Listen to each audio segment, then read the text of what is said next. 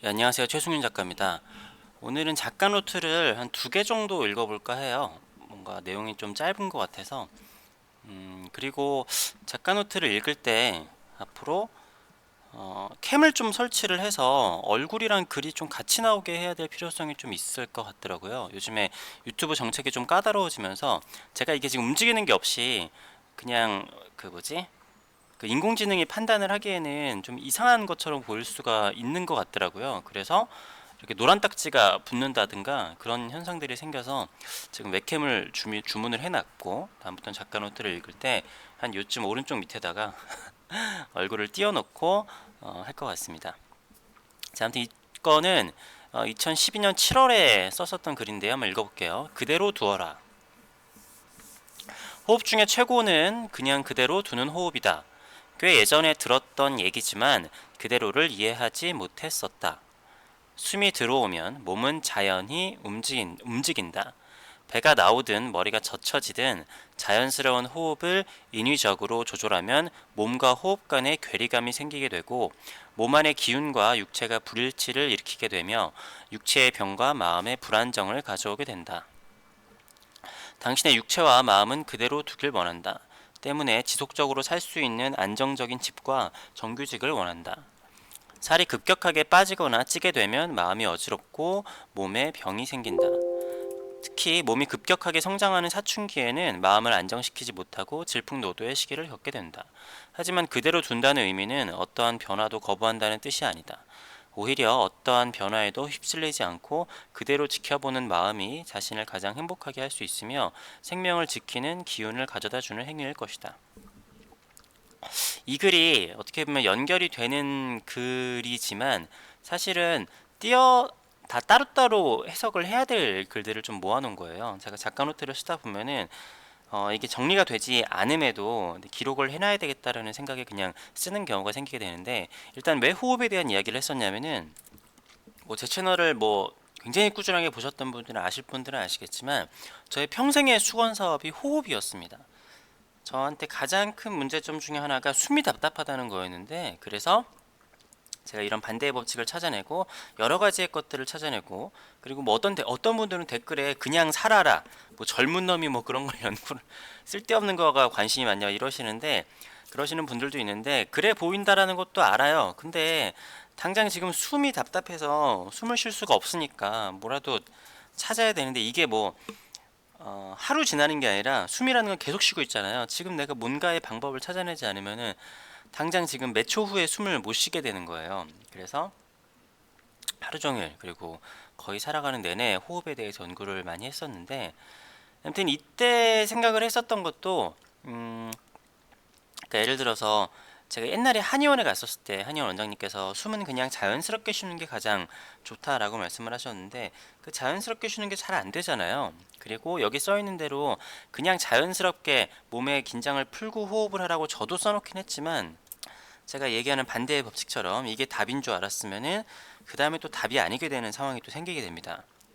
그래서 호흡을 그대로 둔다고 해서 뭐 능사는 아니지만 그래도 여기 좀 맞는 이야기는, 호흡이라는 거를 아주 집중을 해서 하다 보면은 손끝하고 발끝, 몸 구석구석에 호흡이 들어간다는 느낌이 있어요. 근데 여기서 인위적으로 내가 뭔가 몸을 움직인다거나 그러지 않고 굉장히 자연스럽게 숨을 굉장히 깊게 들여 마시면은 온몸에 호흡이 들어간다는 느낌이 있거든요.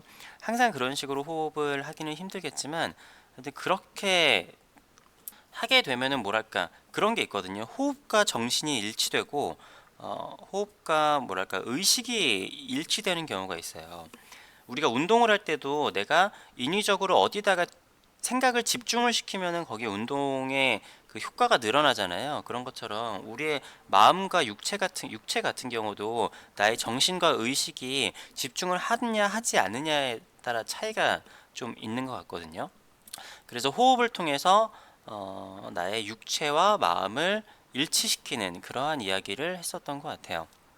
그래서 실제로 몸과, 이건 조금 뭐 여러 가지 복잡한 게 있는데, 몸에 이건 기운일 수도 있고 의식일 수도 있고 정신일 수도 있고 그것 자체가 호흡일 수도 있는데, 이게 몸과 일치하지 않으면은 여기 써 있듯이 굉장히 마음이 어지럽게 생기거나 몸에 병이 생기거나 그래요. 급격하게 살이 찌거나 빠지거나 아니면은 사춘기에는 급격하게 몸이 커지잖아요. 근데 나의 이런 뭐랄까 영혼이라고 해야 될지 하여튼 그러한 것들이 몸 크기와 일치하지 않기 때문에 좀 질풍노도의 시기를 겪게 되지는 것이 아닌가 이런 생각도 했던 것 같습니다. 어, 뭐 이런 이야기도 했었는데 그런 게 있어요. 우리가 마음이 좋거나 나쁘거나 그렇게 되면은 마음을 어떻게 조절하려고 하잖아요. 그런데 어떻게 보면은 우리가 굉장히 슬프거나 누군가에게 위로를 받고 싶을 때 해결책을 원하는 게 아니라 그냥 내 얘기를 들어주고 공감해 주기를 원하는 경우들이 많이 있잖아요.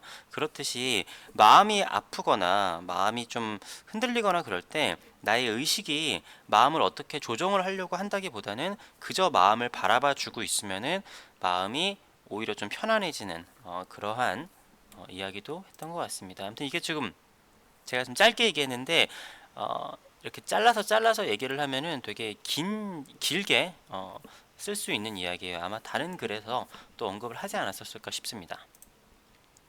이게 지금 순서가 반대로 되어 있는데 이건 좀 짧은 글이라서 여기 잠깐 노트에다가 붙여가지고 읽도록 할게요. 2012년 6월 우주를 그린다.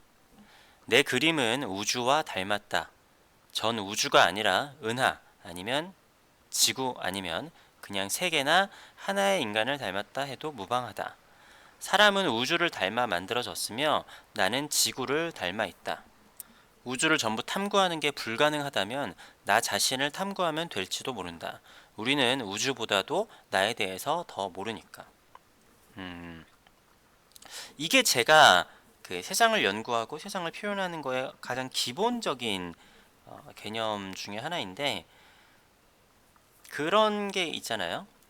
예를 들어서 같은 뭐 고추가 있다고 하더라도 이거를 우리나라에서 키우는 거랑 뭐 중국에서 키우는 거랑 미국에서 키우는 거랑 실제로 농작물이 다르게 태어나요.